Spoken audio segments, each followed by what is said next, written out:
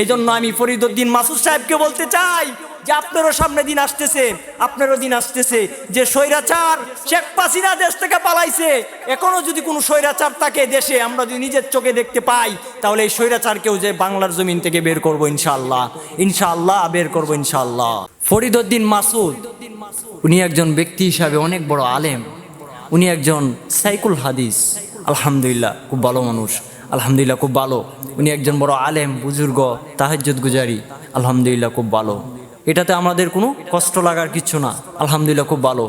কিন্তু সেই শাহবাগ চত্বরে গিয়ে যদি আলেমের নাম ধরে ধরে যদি বলতে পারে যে সাইদি হুজুরকে ফাঁসি দিতে হবে, আলেমের নাম ধরে ধরে যদি সেই শাহবাগ চত্বরে গিয়ে যদি ফাঁসির কথা বলতে পারে, যে সাইদি হুজুরকে বলতে পারে যে সাইদিকে ফাঁসি দিতে হবে, আহা খুব কষ্ট হয়, খুব কষ্ট লাগে।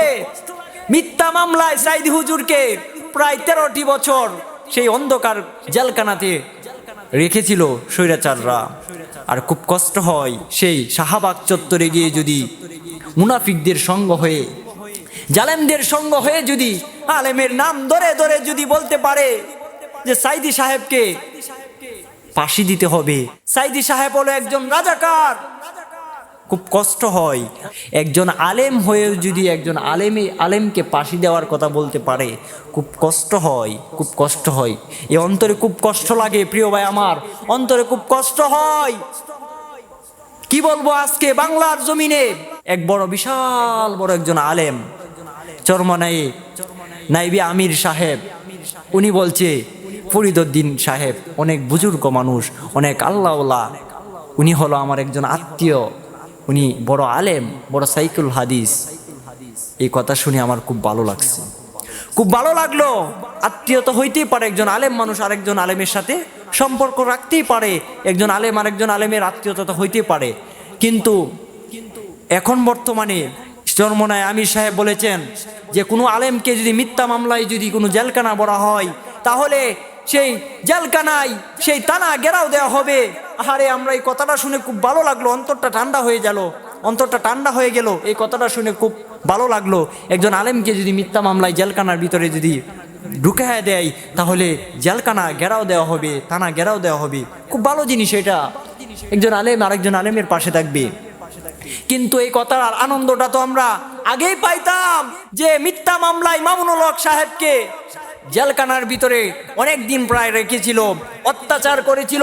সেদিন কেন বলেছিলেন না আপনারা যে জেলখানা মামুনুল হক সাহেবকে ছাড়তে হবে, না হলে জেলখানা ঘেরাও দেওয়া হবে, টানা ঘেরাও দেওয়া হবে? সেদিন কেন বলেন নাই? আর আজকে বলতেছেন স্বৈরাচার দেশ থেকে পালাইছে, আর আজকে আপনারা বলতেছেন যদি কোনো আলেম যদি মিথ্যা মামলায় যদি জেলখানার ভিতরে প্রবেশ করাই, তাহলে আমরা জেলখানা ঘেরাও দিব। আর আগে কেন বলেন নাই? এটাতে আমরা বুঝে যাই প্রিয় ভাইয়ের আমার।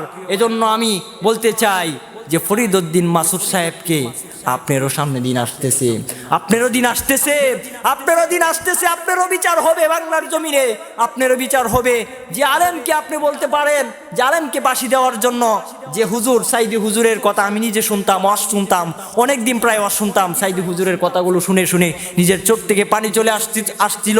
আর সাইদি সাহেবকে বলছেন রাজাকার, সে সাইদি সাহেবকে ফাঁসি দেওয়ার কথা বলছেন, সে সাইদি সাহেবকে জেলখানায় প্রায় 13টি বছর জেলখানায় রেখেছিলেন।